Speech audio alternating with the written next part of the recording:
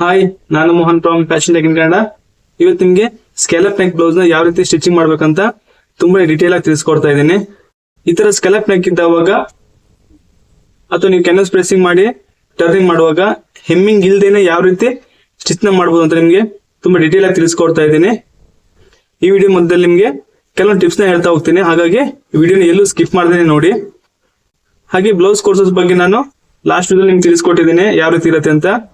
ನಿಮ್ಗೇನಾದ್ರು interest ಇದೆ blouse course ಬಗ್ಗೆ, ಮೇಲ್ಗಡೆ ಕಾಣ್ತಿರೋ ನಂಬರ್ ನ ಕಾಂಟ್ಯಾಕ್ಟ್ ಮಾಡಿ ಇನ್ಫಾರ್ಮೇಶನ್ ಕಲೆಕ್ಟ್ ಮಾಡ್ಕೋಬಹುದು. ಇದು ಲಿಮಿಟೆಡ್ ಸೀಟ್ ಆಗಿರುತ್ತೆ. ನಿಮ್ಗಾರು ಇಂಟ್ರೆಸ್ಟ್ ಇದ್ರೆ ಜಾಯ್ನ್ ಆಗ್ಬೋದು. ಫಸ್ಟ್ ಟೈಮ್ ವಿಡಿಯೋ ನೋಡ್ತಿದ್ರೆ ಪ್ಲೀಸ್ ಸಬ್ಸ್ಕ್ರೈಬ್ ಮಾಡ್ಕೊಳ್ಳಿ, ಹಾಗೆ ಬೆಲ್ ಐಕನ್ ಪ್ರೆಸ್ ಮಾಡ್ಕೊಳ್ಳಿ. ಬನ್ನಿ ಸ್ಟಿಚಿಂಗ್ ವಿಡಿಯೋ ಸ್ಟಾರ್ಟ್ ಮಾಡೋಣ. ನಾನು ಹೇಳ್ಕೊಡುವಂತ ಮೆಥಡ್ ನೀವು ಕಂಟಿನ್ಯೂ ಫಾಲೋ ಮಾಡಿದ್ರೆ ತುಂಬಾನೇ ಸ್ಪೀಡ್ ಆಗಿ ಬ್ಲೌಸ್ ಸ್ಟಿಚಿಂಗ್ ಅನ್ನೋದು ಮಾಡ್ಬೋದು. ಫಸ್ಟ್ ನೀವು ಸ್ಲೀವ್ ನ ರೆಡಿ ಮಾಡಬೇಕು, ಆಮೇಲೆ ಕ್ರಾಸ್ ಬೆಲ್ಟ್, ಅದಾದ್ಮೇಲೆ ಫ್ರಂಟ್ ಪಾರ್ಟ್, ಅದಾದ ನಂತರ ಬ್ಯಾಕ್ ಪಾರ್ಟ್. ಇದೇ ರೀತಿ ಡೈಲಿ ನೀವು ಇದೇ ತರ ಮೆಥಡ್ ನ ಫಾಲೋ ಮಾಡಿದ್ರೆ ತುಂಬಾನೇ ಸ್ಪೀಡ್ ಆಗಿ ಬ್ಲೌಸ್ ಸ್ಟಿಚಿಂಗ್ ಮಾಡಬಹುದು. ಇವಾಗ ನಾನು ಹೇಳಿರೋ ಹಾಗೇನೆ ಫಸ್ಟ್ ಸ್ಲೀವ್ ನ ರೆಡಿ ಮಾಡೋಣ. ಸ್ಕೆಲಪ್ ಶೇಪ್ ಅಲ್ಲಿ ಆಲ್ರೆಡಿ ಕ್ಯಾನ್ವಾಸ್ ಎಲ್ಲ ಪ್ರೆಸ್ಸಿಂಗ್ ಆಗಿದೆ, ಓನ್ಲಿ ಇವಾಗ ಸ್ಟಿಚಿಂಗ್ ಮಾತ್ರ ಇರೋದು. ಬನ್ನಿ ಸ್ಟಿಚಿಂಗ್ ಸ್ಟಾರ್ಟ್ ಮಾಡೋಣ. ಫಸ್ಟ್ ಸ್ಲೀವ್ ಮಾರ್ಜಿನ್ ಬಿಟ್ಟಿರ್ತಿರಲ್ಲ ಅಲ್ಲಿ ಸ್ಟ್ರೇಟ್ ಆಗಿ ಒಂದು ಸ್ಟಿಚ್ ಹಾಕೋಬೇಕಾಗತ್ತೆ.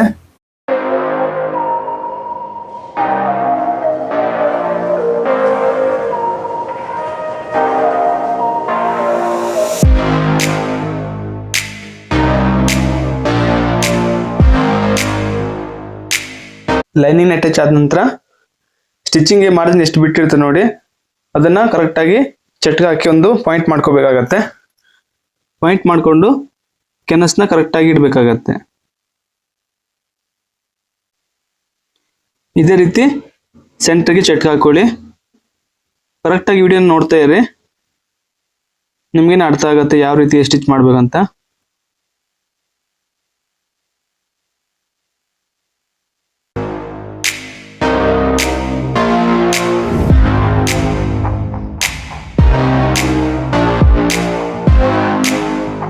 ಯಾವ ರೀತಿ ಸ್ಕ್ಯಾಲಪ್ ಡಿಸೈನ್ ಇದೆಯೋ ಅದೇ ರೀತಿ ನೀವು ಸ್ಟಿಚ್ ನ ಮಾಡ್ತಾ ಹೋಗ್ಬೇಕಾಗತ್ತೆ.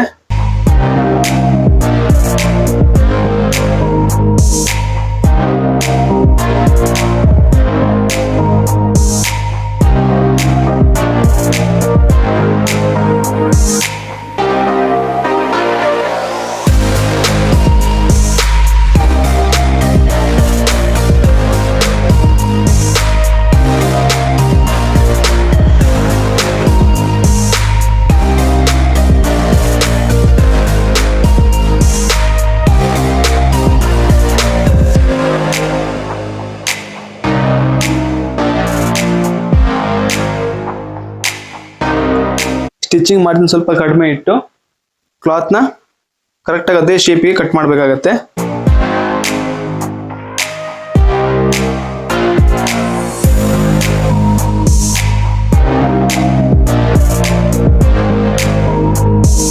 ಎಕ್ಸ್ಟ್ರಾ ಕ್ಲಾತ್ ಕಟ್ಟಿಂಗ್ ಆದ ನಂತರ ಇದೇ ರೀತಿ ಉಲ್ಟಾ ಮಾಡಬೇಕಾಗತ್ತೆ. ಉಲ್ಟಾ ಮಾಡಿ ಆ ಶೇಪ್ ನ ಪರ್ಫೆಕ್ಟ್ ಆಗಿ ಟರ್ನಿಂಗ್ ಅನ್ನೋದು ಮಾಡಬೇಕಾಗತ್ತೆ. ನಿಮಗೆ ಈ ವಿಡಿಯೋ ಕರೆಕ್ಟ್ ಆಗಿ ನೋಡಿದ್ರೆ ಗೊತ್ತಾಗುತ್ತೆ ಯಾವ ರೀತಿ ಟರ್ನ್ ಮಾಡ್ತಾ ಇದ್ದೀನಿ ಅಂತ.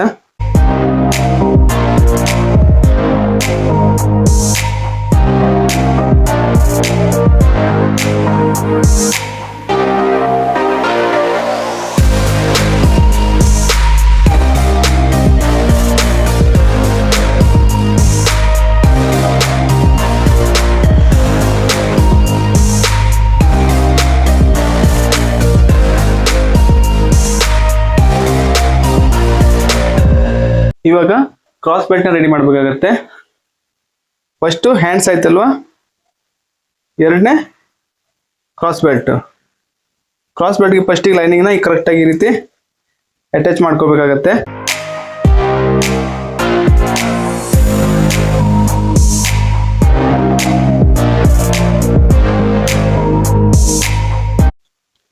ಇನ್ನೊಂದು ಲೈನಿಂಗ್ ಪೀಸ್ ನ ತಗೊಂಡು ಇದೇ ರೀತಿ ಸ್ಟಿಚ್ ಮಾಡಬೇಕಾಗತ್ತೆ. ಇದು ನಾನು ಯಾವ ರೀತಿ ಸ್ಟಿಚ್ ಮಾಡ್ತೀನೋ ಅದೇ ರೀತಿ ನಿಮ್ಗೆ ಹೇಳ್ಕೊಡ್ತಾ ಇದ್ದೀನಿ. ಮತ್ತೆ ಇದು ಪಕ್ಕ ಬುಟಿಕ್ ಸ್ಟೈಲ್ ಇರುತ್ತೆ. ನಾನು ತುಂಬಾ ಜನ ನೋಡಿದ್ದೀನಿ ಫ್ಯೂಸಿಂಗ್ ಕ್ಯಾನ್ವಾಸ್ ಹಾಕೊಂಡ್ರೆ ಮಾತ್ರ ಬುಟಿಕ್ ಫಿನಿಶಿಂಗ್ ಅಂತ ಹೇಳ್ತಾರೆ.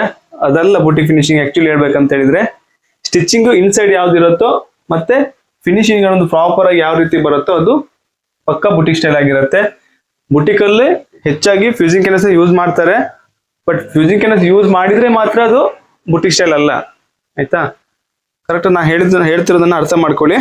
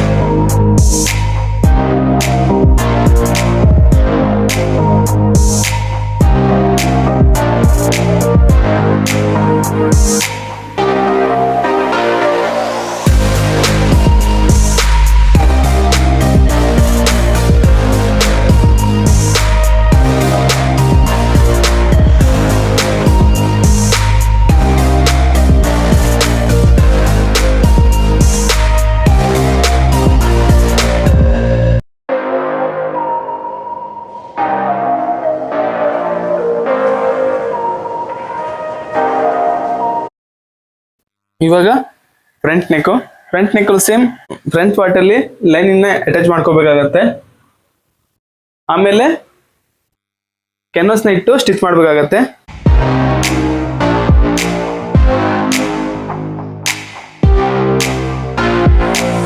ಲೈನಿಂಗ್ ಪಕ್ಕದಲ್ಲಿ ರಫ್ ಆಗಿ ಈ ರೀತಿ ಒಂದು ಸ್ಟಿಚ್ ಆಗ್ಬೇಕಾಗತ್ತೆ. ಕರೆಕ್ಟ್ ಆಗಿ ನೋಡ್ಕೊಳ್ಳಿ. ನಾನು ಯಾವ ರೀತಿ ಹಾಕ್ತಿದ್ದೀನೋ ಅದೇ ರೀತಿ ನೀವು ಕೂಡ ಸ್ಟಿಚ್ ಹಾಕೊಳ್ಳಿ ಒಂದ್ಸಲ.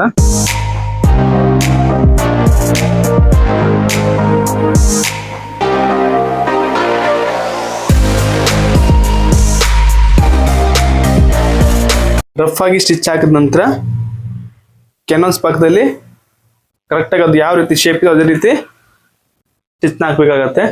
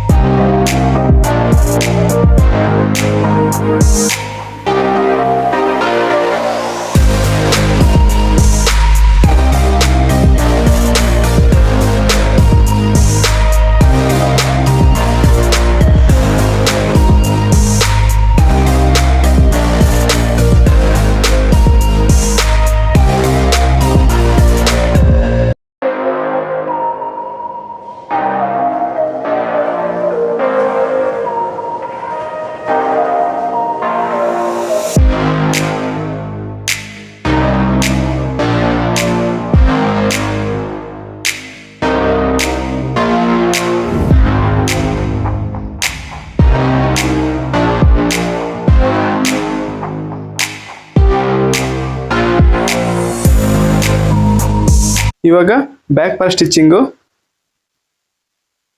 ಬ್ಯಾಕ್ ಪಾರ್ಟ್ ಏನ್ ಮಾಡ್ಬೇಕಂತ ಹೇಳಿದ್ರೆ ಈ ಸೆಂಟ್ರಲ್ಲಿ ಒಂದು ರಫ್ ಆಗಿ ಒಂದು ಸ್ಟಿಚ್ ಹಾಕ್ಬೇಕಾಗತ್ತೆ. ಈ ಸ್ಟಿಚ್ ಯಾಕೆ ಹಾಕ್ಬೇಕು ಅಂತ ಹೇಳಿದ್ರೆ ನಿಮಗೆ ಫ್ರಂಟ್ ಪಾರ್ಟ್ ಅಲ್ಲಿ ಅಟ್ಯಾಚ್ ಮಾಡುವಾಗ ಮೇನ್ ಫ್ಯಾಬ್ರಿಕ್ ಅನ್ನೋದು ಆ ಕಡೆ ಈ ಕಡೆ ಜಾರಲ್ಲ, ಮತ್ತೆ ಸೆಂಟ್ರಲ್ಲಿ ಕರೆಕ್ಟ್ ಆಗಿ ಸ್ಟಿಫ್ನೆಸ್ ಆಗಿರುತ್ತೆ. ಅಂದ್ರೆ ಎಲ್ಲೋ ಆ ಕಡೆ ಈ ಕಡೆ ಜಾರನೆ ಕರೆಕ್ಟ್ ಆಗಿ ಸ್ಟಿಪ್ ಆಗಿರುತ್ತೆ. ಹಾಗಾಗಿ ಫ್ರಂಟ್ ಅಲ್ಲಿ ಒಂದು ಸ್ಟಿಚ್ ಹಾಕೊಂಡ್ರೆ ತುಂಬಾನೇ ಈಸಿ ಆಗುತ್ತೆ. ಹಾಗೆ ಮೇಲ್ಗಡೆನೂ ನೆಕ್ ಓಪನಿಂಗ್ ಇರುತ್ತಲ್ವಾ, ಆ ಕಡೆ ಸ್ವಲ್ಪ ಒಂದು ಸ್ಟಿಚ್ ಹಾಕೊಂಡ್ರೆ ತುಂಬಾನೇ ಈಸಿ ಆಗುತ್ತೆ. ನೋಡಿ ನಾ ಕರೆಕ್ಟ್ ಆಗಿ ಯಾವ ರೀತಿ ಮಾಡ್ತೀನೋ ಅದೇ ರೀತಿ ನೀವು ಫಾಲೋ ಮಾಡಿ, ತುಂಬಾನೇ ಈಸಿ ಆಗತ್ತೆ.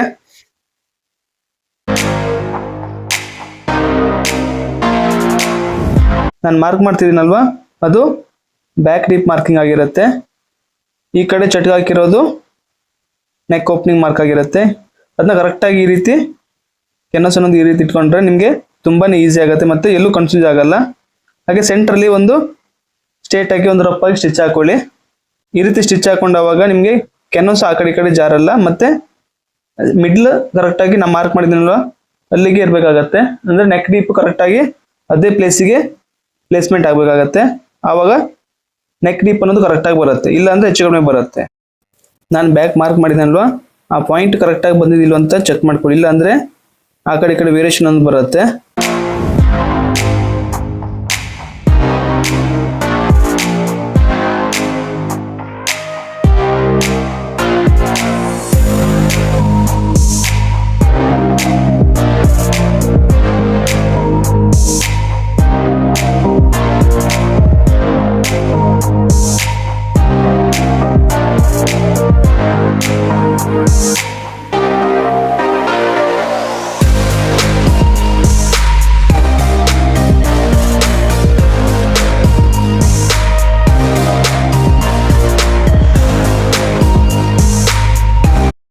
ಟರ್ನಿಂಗ್ ಮಾಡಿ ಇಟ್ಕೊಂಡಿರೋ ಪೀಸಿಗೆ ಕರೆಕ್ಟ್ ಆಗಿ ಈ ರೀತಿ ಐರನ್ ಮಾಡ್ಕೋಬೇಕಾಗತ್ತೆ. ನೀವು ಯಾವ ರೀತಿ ಐರನ್ ಮಾಡ್ಕೊಂತೀರೋ ಅಷ್ಟು ನೀಟಾಗಿ ಫಿನಿಶಿಂಗ್ ಅನ್ನೋದು ಬರುತ್ತೆ.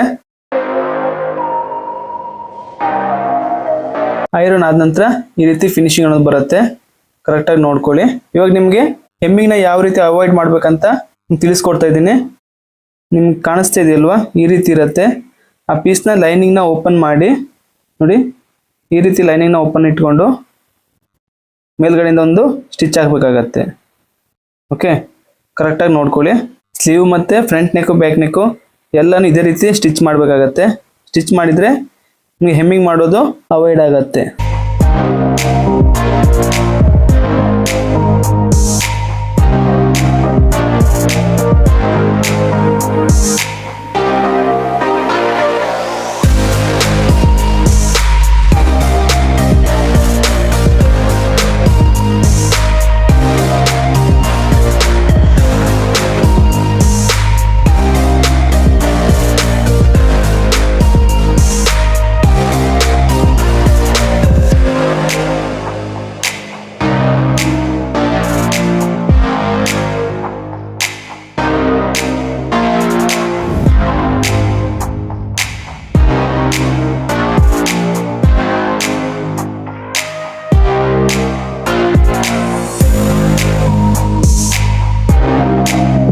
ಸೆಂಟರ್ ಟಕ್ಸ್ ಹಾಕುವಾಗ ನಿಮ್ಗೇನಾದ್ರು ಕ್ಲಾತ್ ಜಾರತ್ತೆ ಅಂತ ಹೇಳಿದ್ರೆ ನೋಡಿ, ಈ ರೀತಿ ಮಾಡಿ. ಈ ಕರೆಕ್ಟ್ ಈ ಮಾರ್ಕ್ ಇದೆಯಲ್ವಾ ಅಲ್ಲಿ ತನಕ ಒಂದು ಸ್ಟಿಚ್ ಹಾಕಿ ಆಮೇಲೆ ಕರೆಕ್ಟಾಗಿ ಈ ರೀತಿ ಫೋಲ್ಡ್ ಮಾಡಿ. ಆವಾಗ ಮೇನ್ ಫ್ಯಾಬ್ರಿಕ್ ಮತ್ತು ಲೈನಿಂಗ್ ಕ್ಲಾತು ಸ್ವಲ್ಪ ಆ ಕಡೆ ಈ ಕಡೆ ಜಾರಲ್ಲ. ನೀವು ಮೇಲ್ಗಡೆ ಡಾಟ್ ಹಾಕಿದವಾಗ ಆ ಸ್ಟಿಚ್ ಅನ್ನೋದು ಒಳಗಡೆ ಹೋಗಿರುತ್ತೆ, ಸ್ವಲ್ಪನೂ ಹೊರಗಡೆ ಕಾಣಿಸಲ್ಲ. ಓಕೆ, ಇದನ್ನ ನೀವು ಒಂದ್ಸಲ ಟ್ರೈ ಮಾಡಿ, ನಿಮ್ಗೆ ಗೊತ್ತಾಗತ್ತೆ ಯಾವ ರೀತಿ ಬರುತ್ತೆ ಅಂತೇಳಿ. ನಾನು ಸ್ಟಿಚ್ ಮಾಡಿ ತೋರಿಸ್ತಾ ಇರೋದು ನಿಮಗೆ 3 ಡಾಟ್ ಬ್ಲೌಸು. ಇದು 4 ಡಾಟ್ ಬ್ಲೌಸ್ ಅಲ್ಲ, ಅಂದರೆ ಒಂದು ಟಕ್ಸ್ ಮಾತ್ರ ಇರಲ್ಲ, ಮಿಕ್ಕಿರೋ 3 ಟಕ್ಸ್ ಇರುತ್ತೆ. ನಿಮಗೆ 3 ಡಾಟ್ ಬ್ಲೌಸು ಕಟಿಂಗ್ ಬೇಕಿದ್ದಲ್ಲಿ ಈ ವಿಡಿಯೋ ಕೆಳಗಡೆ ಒಂದು ಕಮೆಂಟ್ ಮಾಡಿ 3 ಡಾಟ್ ಬ್ಲೌಸ್ ಅಂತ. ನಿಮ್ಗೆ ಆದಷ್ಟು ಬೇಗ ನಿಮಗೆ ಇದ್ರ ಬಗ್ಗೆ ಒಂದು ವಿಡಿಯೋ ಮಾಡಿ ಅಪ್ಲೋಡ್ ಮಾಡ್ತೀನಿ. ಈ ಟಕ್ಸ್ನ ಯಾವ ರೀತಿ ಹಾಕ್ಬೇಕಂತ ಕರೆಕ್ಟಾಗಿ ಅಬ್ಸರ್ವ್ ಮಾಡ್ಕೊಳ್ಳಿ. ನೋಡಿ, ಇವಾಗ ಮೇನ್ ಟಕ್ಸ್ ಇದು ಅದೇ ಸೆಂಟ್ರಲ್ಲಿರೋದು. ಸೆಂಟರ್ ಟಕ್ಸ್ನ ಕರೆಕ್ಟಾಗಿ ಮಾರ್ಜಿನ್ ಸ್ವಲ್ಪನೂ ಹೆಚ್ಚು ಕಡಿಮೆ ಮಾಡಬಾರ್ದು, ಕರೆಕ್ಟಾಗಿ ಸ್ಟಿಚ್ ಮಾಡಬೇಕಾಗತ್ತೆ. ಫ್ರಂಟ್ ಪಾರ್ಟು ಫೈನಲ್ ಶೇಪು ನೋಡಿ ಈ ರೀತಿ ಬರುತ್ತೆ, ಕರೆಕ್ಟಾಗಿ ಅಬ್ಸರ್ವ್ ಮಾಡ್ಕೊಳ್ಳಿ. ಈ ರೀತಿ 3 ಡಾಟ್ ಬರುತ್ತೆ, ಸೈಡಲ್ಲಿ 1 ಡಾಟ್ ಮಾತ್ರ ಇರಲ್ಲ.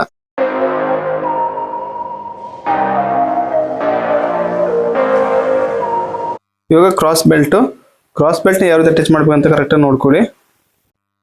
ಹಾಗೆ ಈ ಸೆಂಟರ್ ಟಕ್ಸ್ ಇರುತ್ತಲ್ವ ಅದನ್ನು ಕರೆಕ್ಟಾಗಿ ಈ ರೀತಿ ಫೋಲ್ಡ್ ಮಾಡಿ ಕೊಡಬೇಕಾಗತ್ತೆ.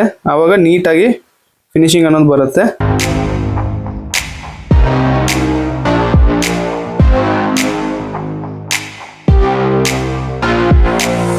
ಕ್ರಾಸ್ ಬೆಲ್ಟಲ್ಲಿ ಇನ್ಸೈಡ್ ಸ್ಟಿಚ್ ಮಾಡುವಾಗ ನೋಡಿ, ಫ್ರಂಟ್ ಪಾರ್ಟ್ ಈ ರೀತಿ ಫೋಲ್ಡ್ ಮಾಡಿ ಕರೆಕ್ಟಾಗಿ ಮೊದಲು ನೀವು ಯಾವ ರೀತಿ ಅಂದರೆ ಸ್ಟಿಚ್ ಹಾಕಿದಿರೋ ಅದೇ ರೀತಿ ಅದ್ರ ಮೇಲೇನೆ ಸ್ಟಿಚ್ ಆಗ್ತಾ ಬರಬೇಕಾಗತ್ತೆ.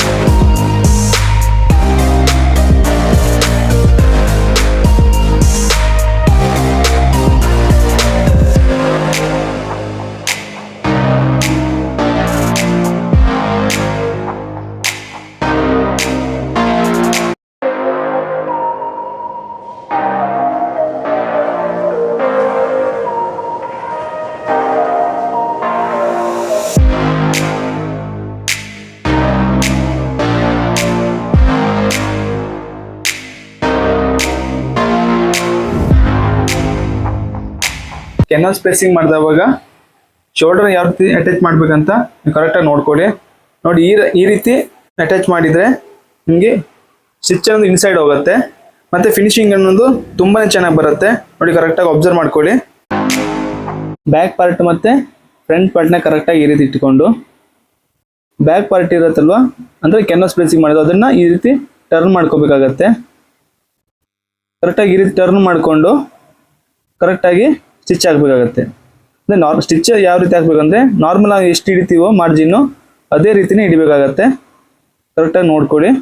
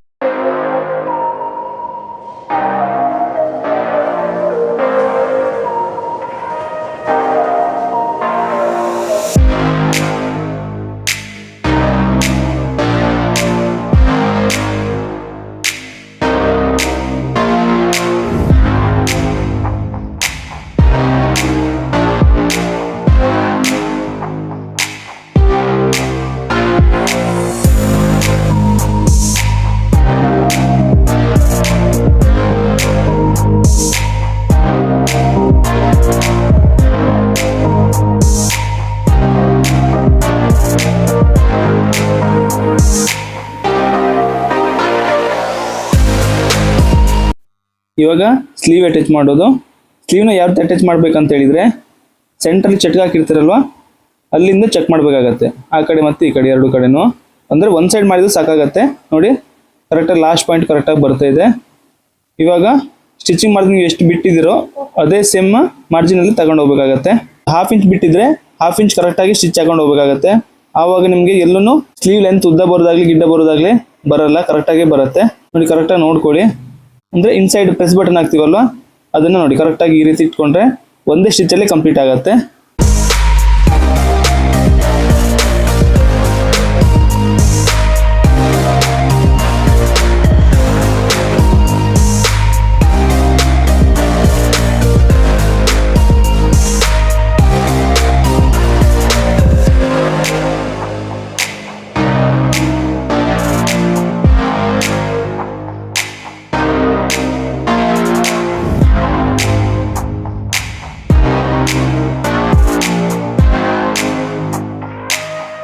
ಸೈಡ್ ಫಿಟ್ಟಿಂಗ್ನ ಯಾವ ರೀತಿ ಮಾಡ್ಬೇಕಂತ ಹೇಳಿದ್ರೆ ನೋಡಿ 27 ಇದೆ ಅಲ್ವಾ, 27 ಕರೆಕ್ಟ್ ಡಿವೈಡ್ ಮಾಡಬೇಕಾಗತ್ತೆ.